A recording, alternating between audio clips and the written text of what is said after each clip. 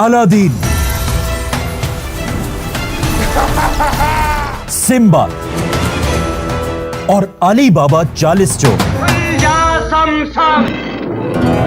ये ऐसी कहानियां हैं जिन्हें आज भी अमेरिका से लेकर चाइना तक पूरी दुनिया जानती है। We're not Amazon, we're Alibaba.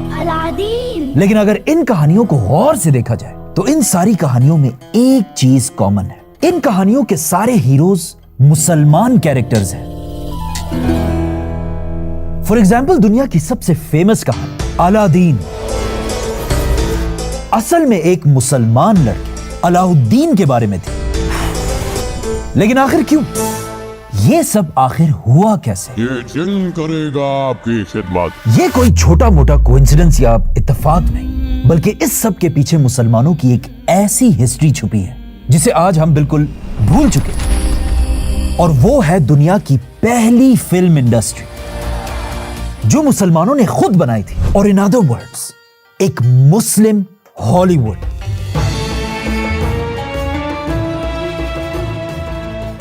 ये ले। अरे अली बाबा, दरवाजा खोलने का राज किसी को मत बताओ। खुल जा सिम सिम, लेकिन पहले पैसे दो। बेहतरीन किताबें और मखतूतात। आज तक दुनिया में मुसलमानों की 3 बड़ी एम्पायर्स रही हैं: खिलाफत राशिदा, बनु उमैया और अब्बासी खिलाफत।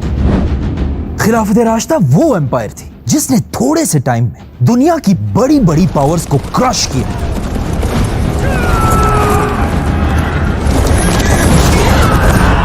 और पहली बार मुसलमान दुनिया के सुपर पावर बने। ये दौर मुसलमानों के लिए बहुत ही सख्त टाइम था, क्योंकि इस वक्त मुसलमान सिर्फ जंगों और जंगों में ही बिजी थे। लेकिन जैसे ही खिलाफत राशिदा अपनी ताकत की पीक पर पहुंची, खिलाफत राशिदा दुनिया से खत्म कर दी गई, जिसके बाद खिलाफत एक नए खानदान के पास आई, बनु उमैया। उमैया खिलाफत में मुसलमानों की ताकत और भी बढ़ी। लेकिन मुसलमानों की इस एम्पायर में एक बहुत बड़ा मसला था। बनु उमैया सिर्फ एक अरबों की खिलाफत थी, जो सिर्फ अरबों को ही बादशाह समझते थे और बाकी कौमों को वो अपना गुलाम कहते थे। उसी तरह जिस तरह आज के अरब बादशाह पाकिस्तानियों, इंडियंस और बंगालियों को ट्रीट करते हैं, इसीलिए बनु उमैया की खिलाफत में मुसलमान साइंस, टेक्नोलॉजी और आर्ट्स में कभी भी आगे नहीं जा सके। लेकिन आखिर उमैया खानदान के बाद दुनिया में मुसलमानों की तीसरी खिलाफत आई, जिसने आने वाले मुसलमानों को ही नहीं बल्कि पूरी दुनिया को हमेशा के लिए बदल कर रख दिया। और इसका नाम था अब्बासी खिलाफत, जिसे आज तक पूरी दुनिया एक ही नाम से जानती है, the golden age of Islam. Of knowledge. Baghdad was the center of it all. Abbasi खिलाफत के आते ही मुसलमानों ने इतनी बड़ी दुनिया फतह कर ली थी कि अब मुसलमानों को और आगे जाने की कोई जरूरत नहीं। मुसलमानों के बॉर्डर्स एक तरफ चाइना से लेकर दूसरी तरफ स्पेन तक फैले हुए थे। तो अब जब जंगें खत्म हो चुकी और हर तरफ पीस और अमन फैला हुआ था, मुसलमान बादशाहों ने पहली बार अपनी अटेंशन जंगों से हटाकर ऐसे लफ्ज की तरफ की जो कुरान में सबसे पहले नाजिल हुआ था। इक़रा, रीड। मोहम्मद, रीड। और फिर इसीलिए अब्बासियों ने दुनिया में अपना नया कैपिटल बनाया, दुनिया का सबसे बड़ा शहर बगदाद। आहिस्ता आहिस्ता ये बात पूरी दुनिया में फैलने लगी कि अगर दुनिया में कोई भी पढ़ना और लिखना चाहता है, वो मुसलमानों के इस शहर बगदाद आ सकता है, चाहे वो मुसलमान हो, क्रिश्चियन हो या हिंदू, कोई भी हो। तो ऑफ कोर्स ये सब देखकर दुनिया में जितने भी स्मार्ट और जीनियस लोग थे, वो अपने अपने इलाके यूरोप, चाइना, इंडिया को छोड़कर बगदाद की तरफ बढ़ने लगे। जिस तरह आज दुनिया के जीनियस लोग अमेरिका की तरफ जाते हैं, International students have come to the US. Students studied in the United States. इसी तरह अब्बासी खिलाफत का कैपिटल बगदाद दुनिया के इल्म और नॉलेज का सेंटर बनने लगा।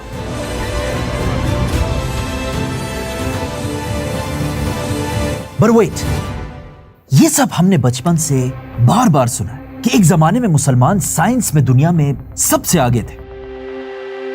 बट ये वीडियो मुसलमानों की साइंस की ताकत के बारे में नहीं, बल्कि मुसलमानों के आर्ट्स की ताकत के बारे में है, जिसे आज हम सब भूल चुके हैं। क्योंकि दुनिया में कोई भी सुपर पावर सिर्फ अपनी आर्मी और टेक्नोलॉजी से नहीं बनती, बल्कि सुपर पावर बनने के लिए आपको साइंस के साथ साथ आर्ट्स में भी पूरी दुनिया से आगे होना होता है। फॉर एग्जाम्पल, आज की सुपर पावर अमेरिका के पास दुनिया की सबसे बड़ी आर्मी है, B2 Spirit. लेकिन आर्मी के साथ साथ अमेरिका के पास दुनिया की सबसे बड़ी फिल्म इंडस्ट्री हॉलीवुड भी है। अच्छा, इस बात का सिर्फ आज हमें नहीं पता, बल्कि आज से 1000 साल पहले बगदाद के बादशाहों को भी इस बात का अच्छी तरह पता था। इसीलिए जब अब्बासी बादशाहों ने पूरी दुनिया के टैलेंटेड लोगों को बगदाद बुलाया, पूरी दुनिया से लोग अपने इलाकों को छोड़कर बगदाद की तरफ बढ़ने लगे। पूरी दुनिया से ये लोग अकेले नहीं, बल्कि अपने साथ अपनी जबान, कल्चर और इवन कहानियां भी लेकर बगदाद आए। और इस तरह बगदाद में पूरी दुनिया के कल्चर्स और कहानियां जमा होने लगी। और बगदाद के लोग भी हर नए आने वालों से उनकी कहानियां सुनने के लिए गौर से उसके पास जमा हो जाते थे। और इस तरह यहां से बगदाद एक इंटरनेशनल सिटी बनी। और यहीं से बगदाद में दुनिया की पहली स्टोरी इंडस्ट्री या फिल्म इंडस्ट्री शुरू हुई। तो जिस तरह आज एक फिल्म या मूवी में एक हीरो या एक्टर होता है, The name's Bond, James Bond. उसी तरह उस जमाने में बगदाद में भी एक नई फील्ड बनी जिसका नाम था हिकावती। हिकावती एक ऐसा बंदा होता था जो बगदाद के बाजारों में खड़ा होकर जोर जोर से लोगों को कहानियां सुनाया करता था। हुकूमत को आपके बादशाहों की कहानियां, जिन्नात की कहानियां और इवन पैगंबरों की कहानियां। बगदाद के इन हिकावतियों की कहानी सुनने के लिए लोग दूर दूर से जमा हो जाते थे। और अगर उसकी कहानी अच्छी होती थी, उसे बहुत ज्यादा पैसा भी मिलता था। इस तरह आहिस्ता आहिस्ता इन कहानियों का बिजनेस इतना बढ़ने लगा अपने दरबार में कि ये पहली बार एक पूरी इंडस्ट्री बन गई। बल्कि यहां तक कि लोग ट्रेनिंग्स लेने लगे कि एक अच्छी कहानी बनाते कैसे हैं। जिस तरह आज लोग फिल्म मेकिंग या एक्टिंग सीखने जाते हैं, लेकिन बगदाद की फिल्म इंडस्ट्री का एक बहुत बड़ा मसला था। ये सारी बस आम कहानियां थी। इन्हें किसी ने भी गौर से सोच समझकर नहीं लिखा था, जिसमें बहुत सी कहानियां बिल्कुल बोरिंग कहानियां थी। जिस तरह आज फ्लॉप फिल्में होती हैं। आपको थप्पड़ कैसी लगी? भारी आवाज, स्केरी पिक्चर। और ये बगदाद की फिल्म इंडस्ट्री को आहिस्ता आहिस्ता डुबा रहा था। इसीलिए ये देखकर बगदाद के कहानी वाले हिकावतियों को समझ आ गई कि अब उन्हें एक ऐसा काम करना होगा, एक ऐसी कहानी लिखनी होगी जिसे सुनकर लोग एक सेकंड भी इधर उधर ना देख सके और बिल्कुल गौर से इस कहानी को सुनते रहे। और इन अदर वर्ड्स, हमें एक ऐसी कहानी बनानी होगी जिसे सुनने के लिए बगदाद का हर रात दूर दूर से चल कर आए।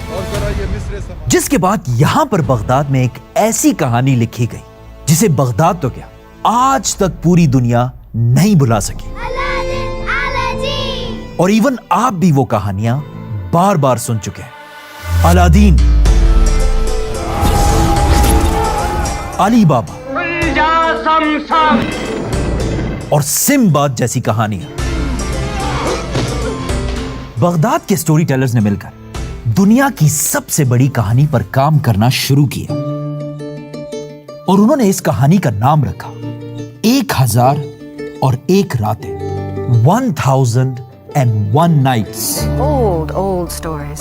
And they come from the 1001 Arabian Nights. 1001 nights.